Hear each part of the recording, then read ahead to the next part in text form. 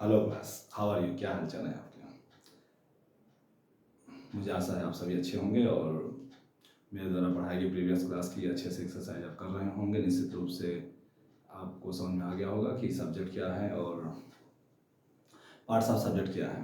Subject जैसे कि आपको पहले बता दिया गया है, ग्रुप ऑफ वर्ड है और उसके पास कंप्लीट सेंस है और वो सेंटेंस होता है, यानी कि शब्दों का समूह होना चाहिए, उसका कोई अर्थ होना चाहिए, तो निश्चित रूप से क्या हो जाएगा, एक सेंटेंस हो जाएगा।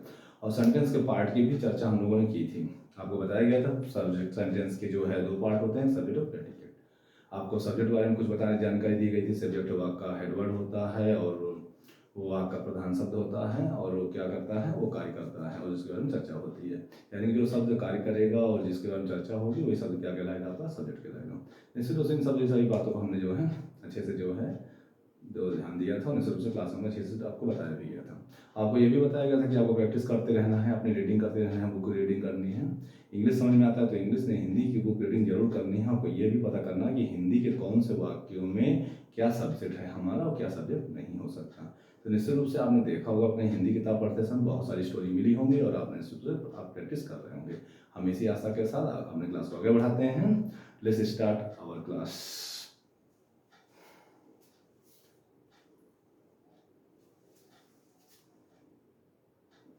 तो आज का हमारा टॉपिक है सब्जेक्ट। इससे पहले के सेशन में आपको सब्जेक्ट के बारे में बताया गया था निश्चित रूप से, तो हम आपने समझा होगा, तो आप आज सब्जेक्ट के पार्ट की बात में हम कर सकते हैं। तो सब्जेक्ट के जो टाइप्स माने गए हैं वो आपके दो प्रकार के हो सकते हैं। पहला क्या है, क्वालिफायर,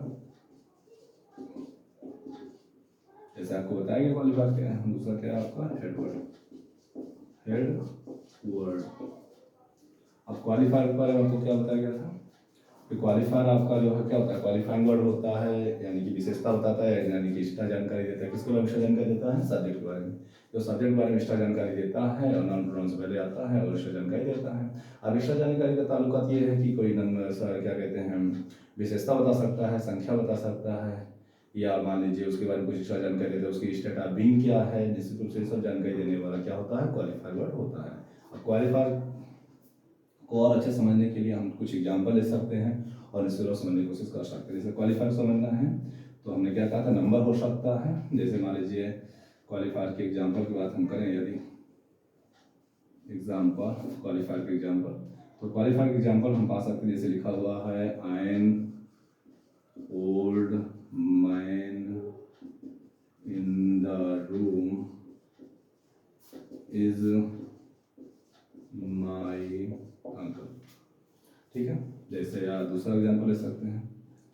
चलिए पहले इस एग्जाम्पल को समझते हैं फिर आगे देखते हैं। यहाँ क्या दिया हुआ है, N old man in the room is my uncle, यानी कि एक बूढ़ा आदमी कमरे में मेरा क्या है, वो मेरा अंकल है। तो हिंदी अर्थ है। तो जैसा कि मैंने आपको समझाया भी है कि आप निश्चित रूप से एक सब्जेक्ट को कैसे फाइंड आउट कर सकते हैं। सब्जेक्ट को फाइंड आउट करने के लिए आपको वर्ब से किसका क्वेश्चन करना है, वर्ब से आपको किसका क्वेश्चन करना है, वर्ब से आपको हु का क्वेश्चन करना है। हु माने कौन, कौन का क्वेश्चन करेंगे। तो वर्ब से यदि हम कौन का क्वेश्चन करेंगे तो निश्चित सब्जेक्ट मिल जाएगा।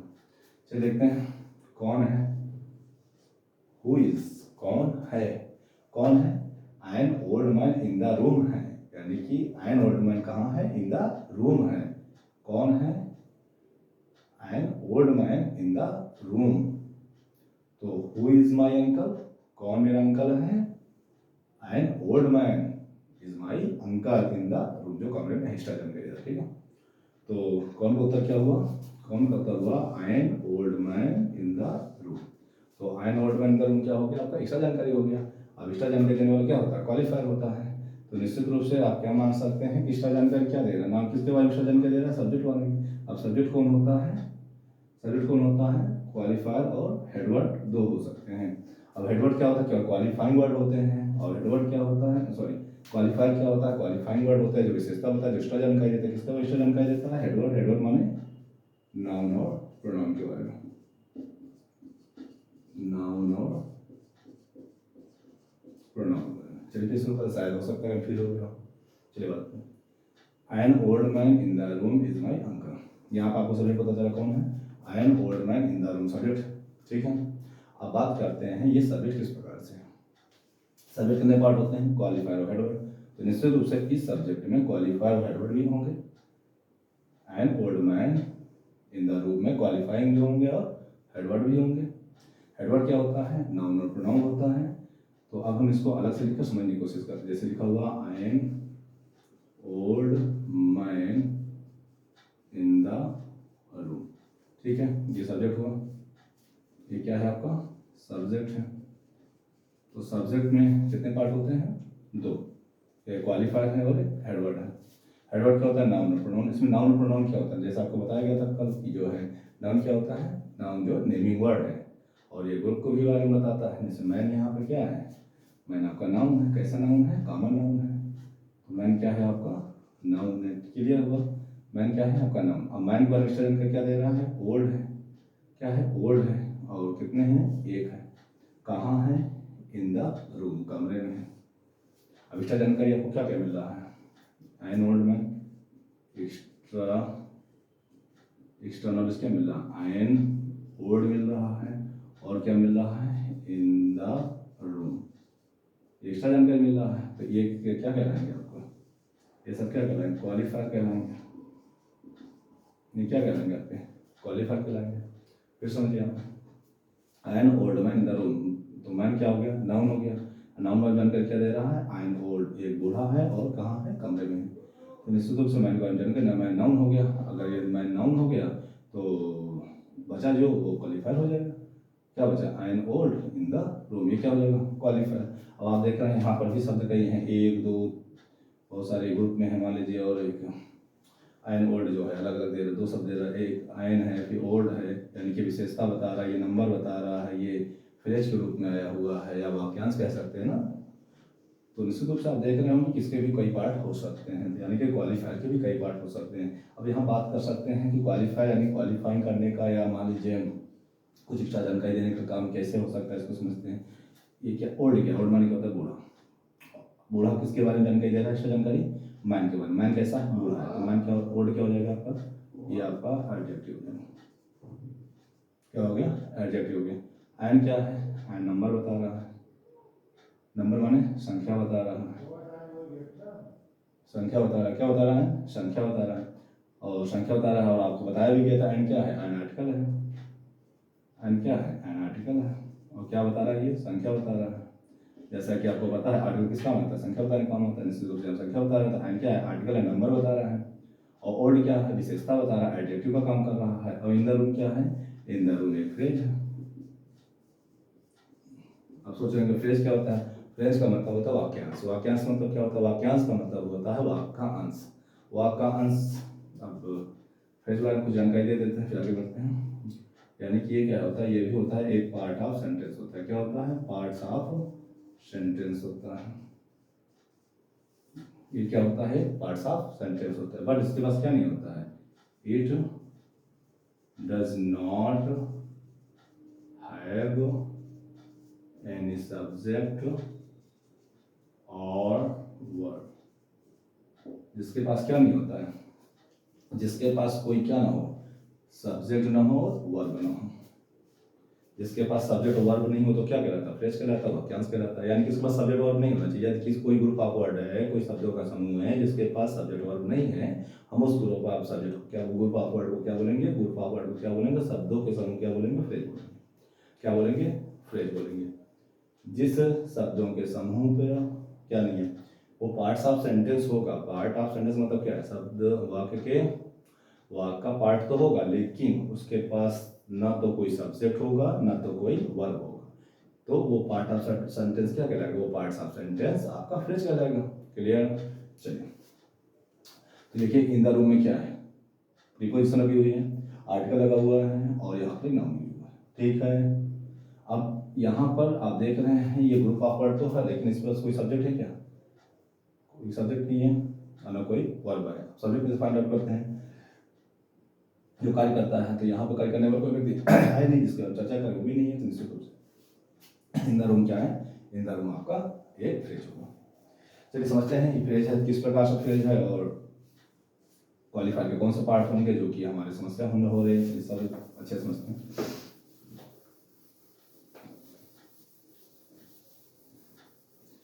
मैं बार बार जरूर कहता हूँ, यदि मैं कुछ जल्दीबाजी पढ़ा रहा हूँ या जल्दीबाजी हो रही है या कुछ आपको एक्स्ट्रा जानकारी चाहिए, कुछ आपको समझ नहीं आ रहा है, तो निश्चित रूप से कमेंट करिएगा, सुधार होगा। ये मत सोचिएगा कि अब जल्दी जल्दी हो रहा है, मेरी भाषा नहीं समझ में आ रही है, मैं जल्दी जल्दी बोल रहा हूँ या राइटिंग नहीं समझ में आ रही, तो आप छोड़िए, जाने दीजिए, ऐसे कहकर इग्नोर करिए। तो निश्चित रूप से आपके सारी समस्या का समाधान होगा, निश्चित रूप से होगा तो होगा। ठीक है, तो आप कमेंट कर दीजिएगा, कमेंट करेंगे तो निश्चित रूप से आपको रिस्पॉन्स जरूर मिलेगा। और इसके अलावा यदि आप कुछ जैसे एकेडमिक अच्छा हाई स्कूल और इंटर की परीक्षा भी नज़दीक आ रही है ना, यदि कोई एक्सरसाइज में कहीं पर भी किसी भी एक्सरसाइज में कोई समस्या होती है तो आप पब्लिशर का नाम और क्लास मुझे सेंड कर दीजिएगा, कमेंट कर दीजिएगा, एक्सरसाइज बता दीजिएगा कौन सी एक्सरसाइज का क्या समस्या है, तो मैं निश्चित रूप से पूरी एक्सरसाइज को अपनी क्लास में लूँगा और निश्चित रूप से आपको एक्सरसाइज सॉल्व कर दी जाएगी। ठीक है, ओके, थैंक यू। चलिए शुरू करते हैं।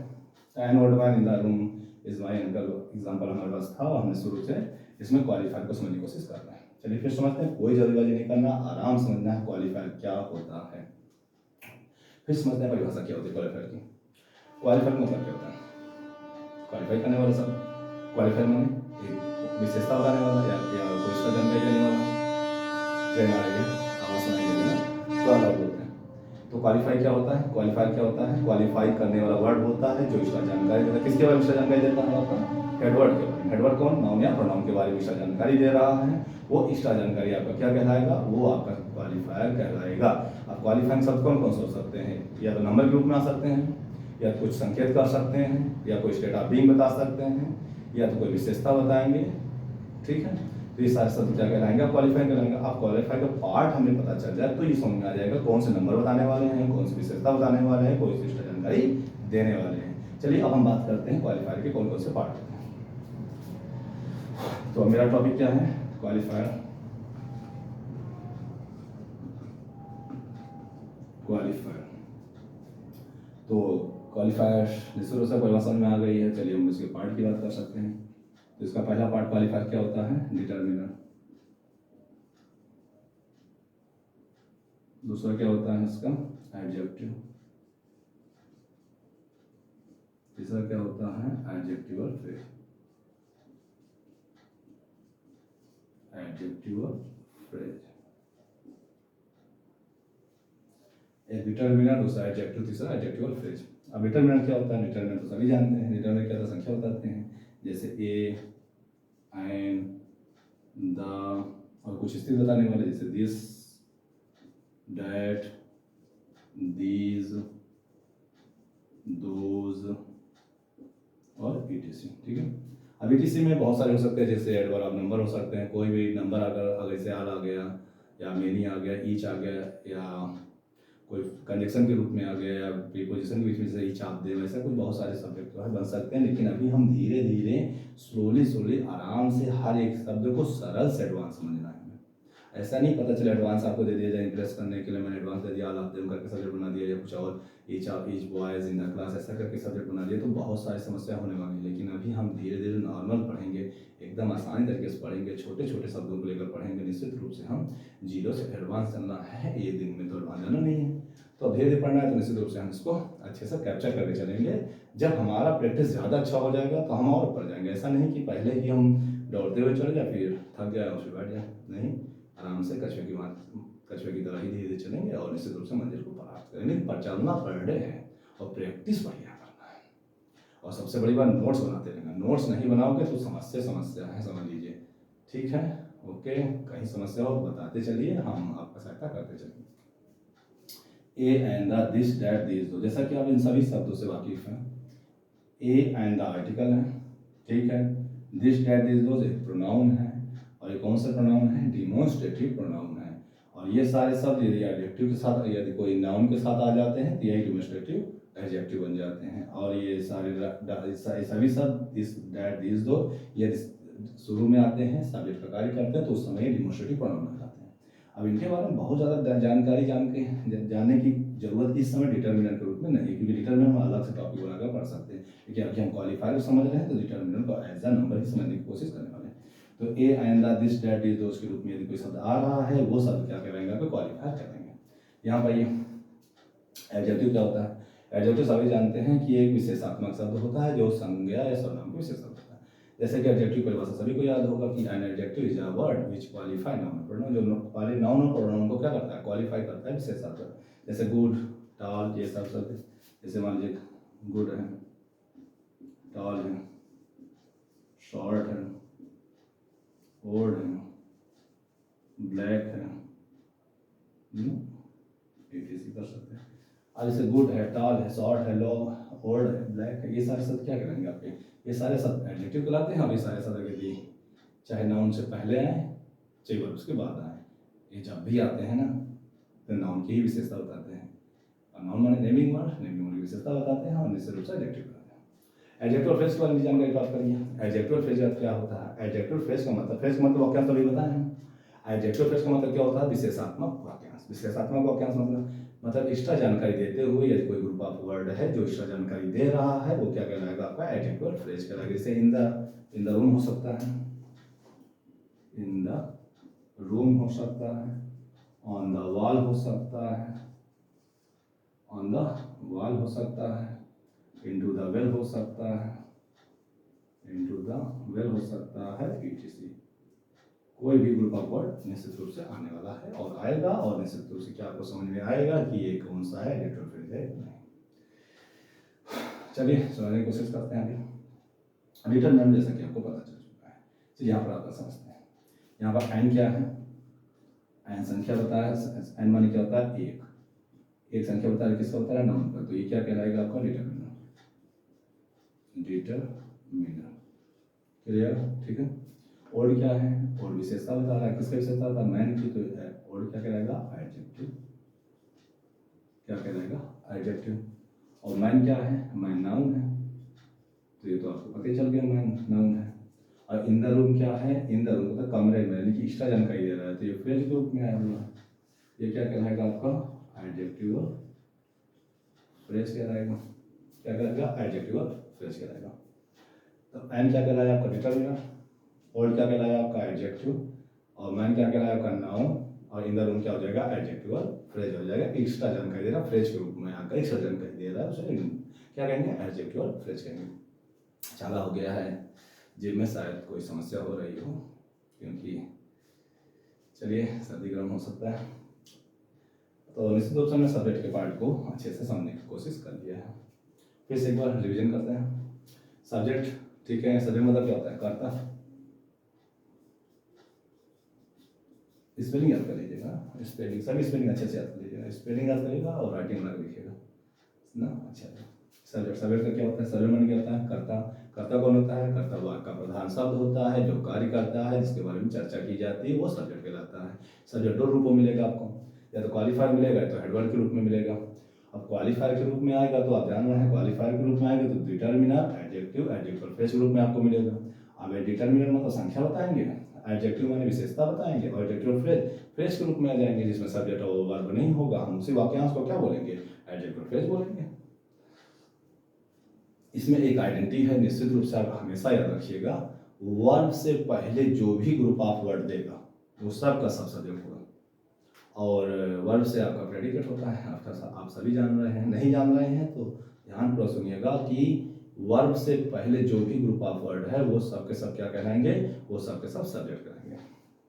चलिए आप सब्जेक्ट और प्रेडिकेट को अलग करके समझने की कोशिश करते हैं, क्योंकि हमने सब्जेक्ट के पार्ट बहुत ही अच्छे ढंग से समझने की कोशिश किया है। कुछ एग्जाम्पल लिखते हैं और देखते हैं क्या वाकई में हम सब्जेक्ट को समझ पाए हैं या नहीं समझ पाए। चलिए देखते हैं।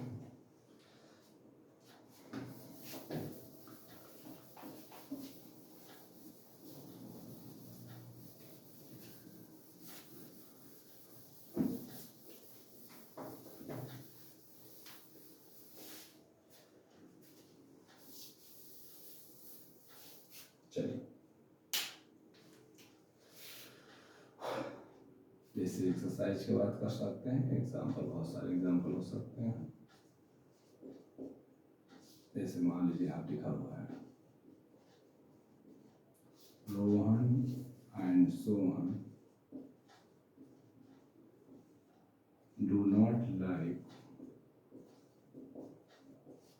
do not like to go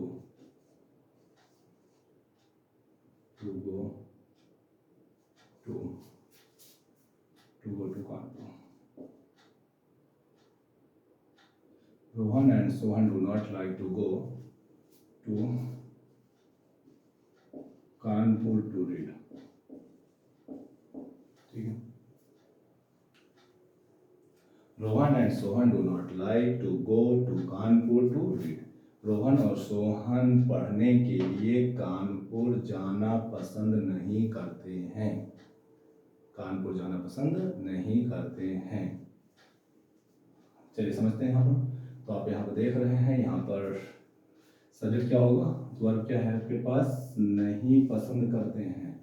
तो who do not like to go to Kanpur to read.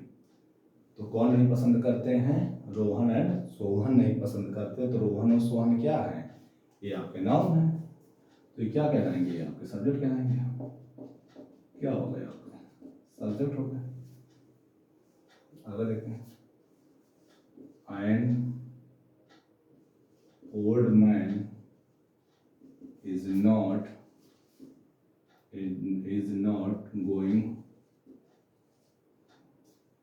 going to Kanpur. An old man is not going to Kanpur. चलिए शुरू करते हैं। is not going, यहाँ पर going, who is not going to Kanpur, कौन कानपुर नहीं जा रहा है, एंड ओल्ड में नहीं जा रहा है। तो वर्ब से पहले कितना है, वर्ब से पहले पूरा क्या हो जाएगा, ये आपका सब्जेक्ट हो जाएगा। तो ये क्या हो जाएगा आपका प्रेडिकेट होगा। ये शुरू में बताएगा था दो पार्ट होता है, एक सब्जेक्ट होता है, एक प्रेडिकेट होता है। तो ये सब्जेक्ट हो गया, तो क्या हो गया, प्रेडिकेट हो गया। अब सब्जेक्ट भी बहुत सारे पार्ट हो सकते हैं। तो यहाँ पर सब्जेक्ट की बात करें यदि हम, तो एन हो गया यहाँ पर, एक ओल्ड हो गया, और ये क्या हो गया, मैन हो गया। तो एन क्या कहलाएगा आपका, डिटरमिनर। ओल्ड क्या कहलाएगा आपका, एडजेक्टिव। और मैन क्या कहलाएगा आपका, नाउन या हेड वर्ड।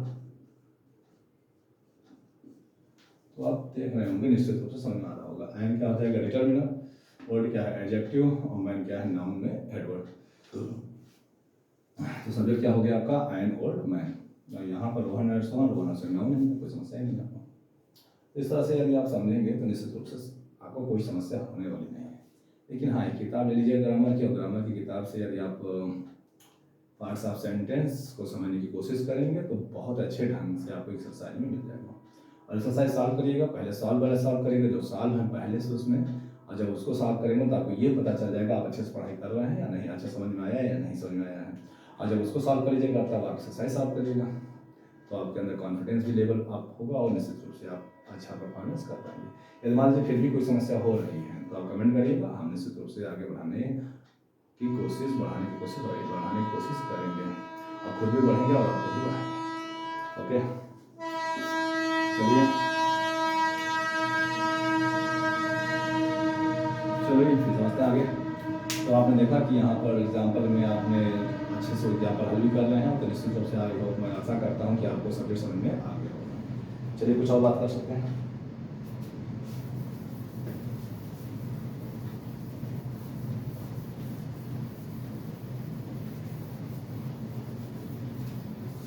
यदि आप सब्जेक्ट समझ में आ गया, सब पार्ट्स ऑफ सब्जेक्ट समझ में आ गया, आपको पार्ट्स ऑफ सब्जेक्ट समझ में आ गया है, तो कुछ काइंड भी हैं, उनके टाइप्स भी हैं, टाइप्स को भी समझने की कोशिश करते हैं। टाइप्स ऑफ सब्जेक्ट देखते हैं। टाइप्स ऑफ सब्जेक्ट कौन कौन सोच सकते हैं, types of subject. Types of subject क्या कौन सोचते हैं। जैसे मेनली हमने देखा है कि 3 प्रकार के सेंटेंस आपको सब्जेक्ट आपको देखने को मिलते हैं। सबसे पहले आपको हेड वर्ड के रूप में मिलेंगे, हेड वर्ड के रूप में मिलेंगे।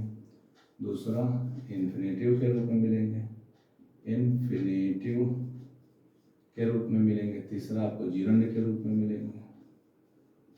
पहला किस रूप में मिलेंगे आपको, हेड वर्ड के रूप में, दूसरा इन्फिनेटिव के रूप में, तीसरा जीरंड के रूप में। Head word HEADWORD, head word. Infinitive INFINITIVE,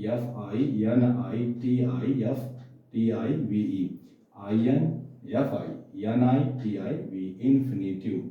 gerund GERUND, gerund. Clear. अब हेड वर्ड आपको पता ही है, आपको किस रूप में मिलता है, नाउन और प्रोनाउन के रूप में मिलता है। कोई समस्या इसमें तो होगा नहीं, हेडवर्ड तो आप पहले से पढ़ चुके हैं। इन्फिनेटिव क्या होता है? इन्फिनेटिव का मतलब होता है, इन्फिनेटिव का मतलब ये होता है कि जब आप मेन वर्ब के फर्स्ट फॉर्म से पहले टू लगा देते हैं और उसका यूज हम करते हैं तो इन्फिनेटिव का निश्चितता कहलाता है इन्फिनेटिव। अब इन्फिनेटिव में भी एक समस्या ये होती है कि कभी कभी वाक्य के बीच में दो शब्द आ जाए, जैसे मान लीजिए यहाँ पे लिख सकते हैं हम I am going to school to read, I am going to school to read, ठीक है। तो मैं स्कूल जा रहा हूँ, किसके लिए जा रहा हूँ? पढ़ने के लिए जा रहा हूँ, ठीक है। अब मैं स्कूल जा रहा हूँ पढ़ने के लिए, यहाँ पर टू रीड है, यहाँ पे एक वर्ब आया, यहाँ पर भी एक वर्ब आया, दूसरे वर्ब में आपको लगाकर इन्फिनेटिव बना दिया आपने, तो इसको हम इन्फिनेटिव जीरन दोनों बना सकते हैं, लेकिन अभी आपने मैंने क्या देखा, इसमें इन्फिनेटिव बना दिया। अब इन्फिनेटिव बना दिया, अब बात ये आ जाती है इन्फिनेटिव जीरन दोनों बना सकते हैं, फिर जीरन क्या होता है इसको भी समझ लीजिए, सेम आप लिखना समझते हैं। लिखा हुआ है I am going to school reading, I am school, sorry एक प्रीपोजिशन की जरूरत पड़ेगी यहाँ पर, I am going to read to school for reading, for reading वैसे लिख सकते थे, लेकिन हम फॉर रीडिंग कर देंगे, पढ़ने के लिए ज़्यादा सही रहेगा, ठीक है। तो चाहे टू रीड लिखो, चाहे टू रीड के साथ रीडिंग कर दो, फॉर मतलब लगाओ तो भी सही है। तो I am going to school reading अलग अलग तो भी सही है, I am going to school for reading, पढ़ने के लिए जा रहे हैं। तो अब बात करते हैं ये इन्फिनेटिव और ये जीवन है, ये सब कहाँ आए हैं? प्रेडिकेट में आए हैं। अब यदि इसी रूप को टू रीड और रीडिंग, इसी रूप को यदि हम सब्जेक्ट के स्थान पर रख देंगे, यानी कि वर्ब से पहले, तो यही रूप आपका इन्फिनेटिव और जीवन कहलाएगा। यानी कि इन्फिनेटिव का मतलब क्या है? सब्जेक्ट का यूज कैसे करें? टू प्लस मेन वर्ब का फर्स्ट फॉर्म, इसे कहेंगे MAIN main verb, to plus main verb का फर्स्ट फॉर्म, यानी कि इन्फिनेटिव मतलब क्या हो जाएगा? टू प्लस मेन वर्ब का फर्स्ट फॉर्म। मेन वर्ब माने क्या होता है? मुख्य क्रिया, मुख्य क्रिया की पहली सूरत से पहले टू लगा करके यदि हम सब्जेक्ट बनाएंगे तो वो सब्जेक्ट क्या कहलाएगा? आपका इन्फिनेटिव रूप कहलाएगा। अजीरन क्या है? जीरन का मतलब होता है मेन वर्ब का first form plus ING, main verb का फर्स्ट फॉर्म प्लस ING, यानी कि इसे कहेंगे ING फॉर्म, ING फॉर्म, क्या कहेंगे? ING फॉर्म, यानी कि मेन वर्ब के फर्स्ट फॉर्म में ING लगा देंगे तो जीरन बन जाएगा। और इसको कहाँ यूज करना है आपको? आपको सारे रूप में सब्जेक्ट के रूप में यूज कर देंगे तो सब्जेक्टिव कहलाएगा, और किसी का ऑब्जेक्ट बना देंगे तो ऑब्जेक्टिव कहलाएगा। लेकिन अभी हम सब्जेक्ट रूप में समझने की कोशिश कर रहे हैं, तो ये हेडवर्ड इन्फिनेटिव और जीरन के रूप में भी सब्जेक्ट बनते हैं। एग्जाम्पल के तौर पर हम समझने की कोशिश कर सकते हैं।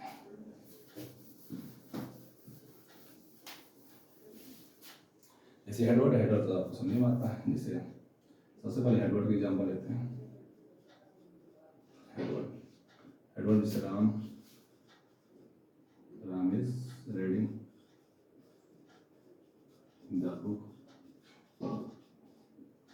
अब यहाँ पर बुक भी हो सकता है, द भी बुक हो सकता है। स्पेशल बुक है तो आप द बुक कर दीजिए, कोई स्पेशल है उसको पसंद है स्पेशल, उसके लिए तो द बुक कर लीजिए, बुक कर दीजिए। ऐसे पैसा मत होइएगा, आर्टिकल अच्छे से पढ़ाएंगे, उस दिन आपको मुझे बताना नहीं पड़ेगा, आपको समझेंगे। अगला देखते हैं, Sita is not dancing, not dancing, ये क्या है? आपके हेडवर्ड है। हेडवर्ड में नाउन या प्रोनाउन, नाउन या प्रोनाउन, तीसरा आप प्रोनाउन भी ले सकते हैं, दे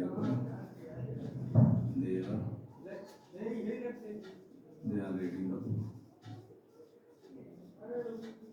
दे आर रीडिंग द बुक। वो क्या पढ़ रहे हैं? वो किताब पढ़ रहे हैं। Sita is not dancing, Sita dancing नहीं कर रही है। Ram is reading the book, Ram किताब पढ़ रहा है, बुक पढ़ रहा है, ठीक है। तो यहाँ पर सब क्या है? ये राम क्या है? ये नाउन है। सीता कौन है? ये भी नाउन है। दे कौन है? ये प्रोनाउन है।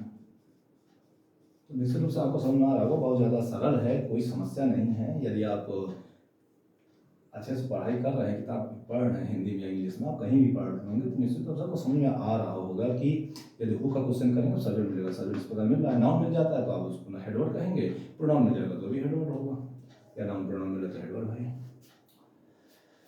हेडवर्ड रूप में। तो आपको समझ में आ गया। नंबर 2 समझते हैं, infinitive.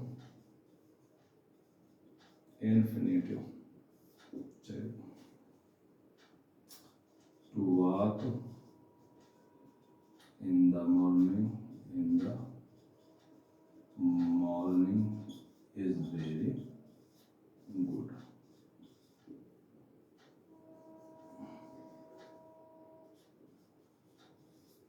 Is very good, is very good for health,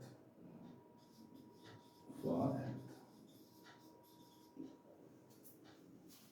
to walk in the morning is very good for health, बहुत अच्छा है स्वास्थ्य के लिए। To walk in the morning, सुबह टहलना, इज वेरी गुड, बहुत ही ज़्यादा क्या है, अच्छा है फॉर हेल्थ, स्वास्थ्य के लिए। तो हम ये देख रहे हैं जब भी इन्फिनेटिव और बात ये आती है हिंदी में हम इन्फिनेटिव से सब्जेक्ट कैसे बनाएंगे, चलिए देखते हैं। यदि आप हिंदी में सब्जेक्ट बनाना चाह रहे हैं तो इस बात का जरूर ध्यान दीजिएगा। यदि कोई वर्ब है उसमें नानी ने का सेंस मिल रहा है, नानी ने, जैसे टहलना, उठना, बैठना, चलना, कहते हैं चलना तो खुद ही जो है नानी ने है। जैसे हम कहें सुबह चलना लाभदायक है, तो कैसा चलना, सुबह चलना, तो चलना आया। तो इसमें हम दो चीज़ें कर सकते हैं, या तो आईएनजी लगाकर शुरू लगा के, या तो फिर टू लगाकर भी लगा सकते हैं। आईएनजी मतलब कहने का मतलब ये हमारा है कि इन्फिनेटिव जीवन दोनों एक ही है, दोनों एक ही हैं, विशेषता ही बताएंगे दोनों। ये नानी ने का सेंस बनाते हैं, किसका सेंस बनाते हैं, नानी ने का। तो हम ये कह सकते हैं इनका जो सेंस बनेगा किससे बनेगा, नानी ने का सेंस बनता है हिंदी में।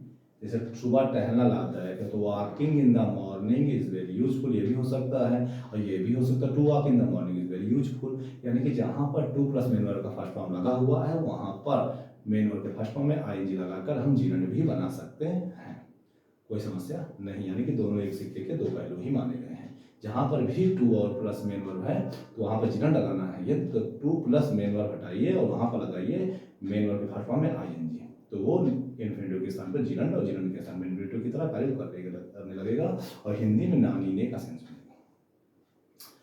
जैसे कानपुर जाना मुझे पसंद नहीं है, तो जैसे मुझे पसंद नहीं है कानपुर जाना, तो आप जाना पसंद नहीं है, तो मुझे कानपुर जाना पसंद नहीं, तो यहाँ टू भी लगा सकते हैं और निश्चित रूप से आईएनजी लगा सकते हैं। किताब पढ़ना मुझे पसंद है, तो किताब पढ़ना पसंद है, तो आप चाहे टू रीड कर दीजिए चाहे रीडिंग कर दीजिए। जैसे अब बस देखते हैं कुछ एग्जाम्पल भी समझते हैं। जैसे मैं कहूँ आई लाइक टू रीड, या आई लाइक टू रीड भी कर सकते हैं, या आई लाइक रीडिंग कर सकते हैं। देखिए यहाँ पे क्या है, इन्फिनेटिव रूप है, और यहाँ पे क्या है, जीरंड है, तो यहाँ पर ये जीरंड बन गया। यहाँ पे इन्फिनेटिव बात वही है, मैं पढ़ना पसंद करता हूँ, मैं चलना पसंद करता हूँ, यहाँ पर वॉकिंग कर सकते हैं तो वॉक कर सकते हैं, दौड़ना पसंद करता हूँ, यहाँ पर जंप कर सकते हैं, जंपिंग कर सकते हैं, लिखना पसंद करता हूँ तो यहाँ पर राइट कर सकते हैं, यहाँ पर राइटिंग कर सकते हैं, कोई समस्या नहीं। तो आई होप अब इन्फिनेटिव जीरंड तो समझ आ रहा होगा। यदि हम इन सब बातों को ध्यान दें तो अब ये बात तो हो सकती है कि जैसे मान लीजिए यहाँ पर मैं ऐसा करूँ, अब इस टू वॉक के स्थान में क्या कर दूँ, मैं आईएनजी लगा दूँ, तो ये किस रूप में आ जाएगा, जीरंड रूप में आ जाएगा। चलिए पहले जीरंड देखते हैं, GERUND, ठीक है। टू वॉक के स्थान क्या करता हूँ, वॉकिंग करता हूँ, walking in the morning is very good for health। तो वॉकिंग इन द मॉर्निंग, सुबह टहलना, is very good for health, स्वास्थ्य के लिए लाभदायक है, या स्वास्थ्य के लिए अच्छा है। गुड माने अच्छा, वेरी माने बहुत अच्छा, के लिए, हेल्थ स्वास्थ्य के लिए बहुत अच्छा है, क्या, सुबह टहलना, सुबह टहलना स्वास्थ्य के लिए बहुत अच्छा है। इस तरह से अर्थ निकालिए, अर्थ निकाला बहुत आसान। सबसे पहले क्या करना चाहिए, पहले आप first you should write out subject, find out करिए सब्जेक्ट। जैसे वॉकिंग इन द मॉर्निंग क्या है, सब्जेक्ट मिल गया।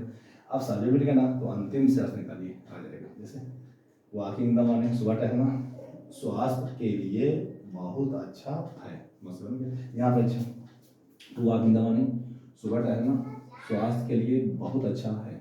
यहाँ पर आइए, सीता डांस कर रही, सीता डांस नहीं कर रही है, सीता डांस माने नृत्य नहीं कर रही है। यहाँ पर राम किताब पढ़ रहा है। अब आईएनजी रहेगा तो रहा तो रहेगा ही रहेगा, तो पढ़ना प्लस आईएनजी रहा। तो अब बात ये कर रहे होंगे सर ये बताइए यहाँ पर रीडिंग लिखा हुआ है, आपने कहा था जैसे ये है वाक, कहाँ गया मेरा ये वाला, जैसे आपने कहा था ये वाकिंग बीच में भी आ सकता है, ये वाकिंग बीच में भी आ सकता है, तो ये आया तो है, इसमें क्या समस्या है, इसको हम जीवन मान सकते हैं। नहीं जीवन नहीं मानेंगे, क्यों? क्योंकि ये ऑक्सिलरी के साथ आईएनजी फॉर्म जब आती है तो उसको कॉन्टिन्यूअस की श्रेणी मानते हैं। क्या मानते हैं? कॉन्टिन्यूअस। तो क्या हो जाएगा? कॉन्टिन्यूअस, यानी कि कहा जा सकता है कॉन्टिन्यूअस विशेषता नहीं है, ये टेंस है और ये विशेषता है। आईएनजी क्या है? ये जिरंड क्या है? ये आपकी विशेषता है। तो निश्चित रूप से हम यहाँ समझ रहे हैं कि कॉन्टिन्यूअस न होकर के ये क्या है आपका जिरंड, और इन्फिनिटिव क्या है? ये विशेषात्मक शब्द माना जाएगा। चलिए समझते हैं। तो हम इसको ये नहीं समझेंगे कि ये जिरंड है, ये भी क्या है इन्फिनिटिव हो सकता है, स्टोरी का वो कर सकते हैं, करने को तो कर सकते हैं, ऐसा नहीं है, कर देंगे, लेकिन ये फिर दूसरा सेंस बनाएगा, ये ज़रूरत का सेंस बनाएगा, ज़रूरत का सेंस बनाएगा। ऑर्डर हो सकता है पहले से आपकी जो है बातें निश्चित हो, जैसे मुझे जाना पड़ता है, मुझे जाना है, मुझे खाना है, मुझे पीना है, मुझे पढ़ना है, ये सब बातें करना है यदि हम, तो आप लोग कर सकते हैं। Is to read the book, मुझे किताब पढ़ना है, राम को किताब पढ़ना है, Ram is to read the book, Ram is to read the book, कर सकते हैं, ऐसा समस्या नहीं है हमको। लेकिन यहाँ पर हम कॉन्टिन्यूअस के टेंस बना रहे हैं, हम इज के साथ आईएनजी रखे हैं, इसको ये नहीं कह सकते कि ये जिरंड है। हम चाहें तो इसको इन्फिनिटिव के रूप में लिख सकते हैं, लेकिन वो इन्फिनिटिव रूप तो कहलाएगा भी, लेकिन वो क्या होगा, वो इन्फिनिटिव तो लिख सकते हैं लेकिन वो इन्फिनिटिव नहीं हो सकता। बहुत सारी कन्फ्यूजन होने वाली है, तो हम अपने दिमाग को, अपने पॉइंट को स्थिर रखेंगे तो निश्चित रूप से बहुत अच्छा रहेगा। हमारा टॉपिक क्या है? हमारा टॉपिक है जिरंड और इन्फिनिटिव को समझना, तो हम कई प्रकार से उसको करने की कोशिश करते हैं। तो ये तो आपको समझ में आएगा कि इन्फिनिटिव क्या है। फिर समझिए, फिर दोहराते हैं। हेडवर्ड क्या है? नाउन और प्रोनाउन है, सिंपल बात। हेडवर्ड क्या है? हेडवर्ड क्या है? नाउन और प्रोनाउन है। इन्फिनिटिव क्या है? इन्फिनिटिव प्लस मेन का फर्स्ट फॉर्म है। जिरंड क्या है? मेन फर्स्ट फॉर्म में आईएनजी लगाएंगे और दोनों में क्या लगेगा? नाम लिखने का सेंस मिलेगा। यहाँ तक क्लियर? चलो एग्जाम्पल समझते हैं। राम इज रीडिंग, राम किताब पढ़ रहा है, तो ये क्या होगा? राम नाउन है। Sita is not dancing, Sita नृत्य नहीं कर रही, सीता क्या है? एक नाउन है। They are reading the book, किताब पढ़ रहे हैं, तो वे क्या है? दे क्या है? आपका प्रोनाउन है। यहाँ पर infinitive to plus main first form, to plus main first form अब आया, तो क्या? To walk in the morning is very useful, to walk in the morning is very useful, to walk in the morning is very useful. To walk क्या करना? Morning walk करना क्या है? बहुत ज़्यादा यूजफुल है। तो निश्चित रूप से हम इसी बात को जरूर ध्यान दे रहे हैं। टू वॉक क्या हो जाएगा? आपका सब्जेक्ट हो जाएगा, ये क्या हो जाएगा? आपकी जानकारी हो जाएगा, और ये वॉकिंग क्या होगा? ये भी है और ये जानकारी होगा। ठीक है, ये एडजेक्टिव फ्रेज कहलाएगा और ये क्या कहलाएगा? आपका जिरंड कहलाएगा, और ये इन्फिनिटिव है। चलिए, आई होप समझ में आ रहा होगा।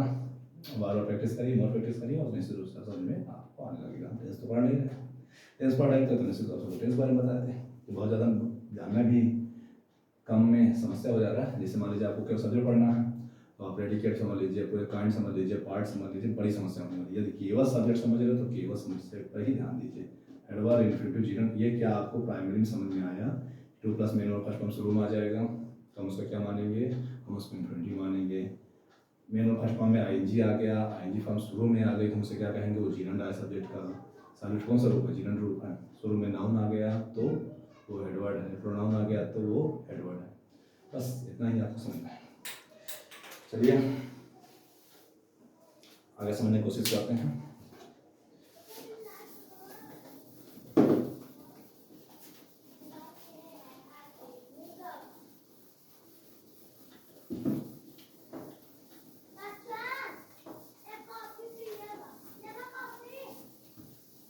चलिए हम आपको कुछ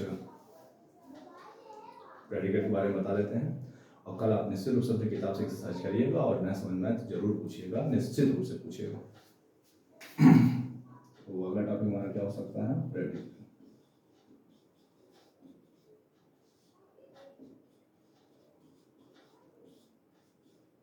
अब प्रेडिकेट क्या होता है?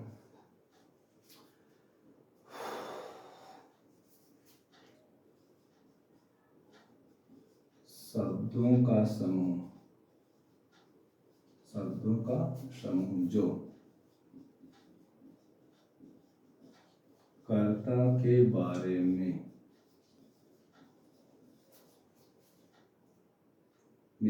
जानकारी प्रदान करता है, जानकारी प्रदान करता है, क्या कहलाता है? प्रेडिकेट कहलाता है। चलिए एग्जाम्पल समझते हैं।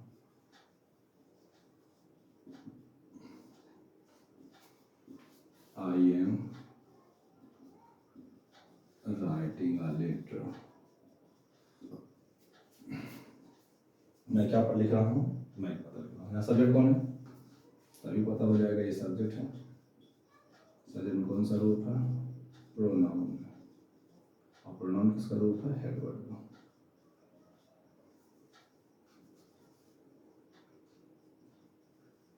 Head word. चलिए सब्जेक्ट है, सब्जेक्ट में प्रोनाउन है, प्रोनाउन क्या है? Head word. ठीक है। I am writing a letter क्या है? आपका प्रेडिकेट है।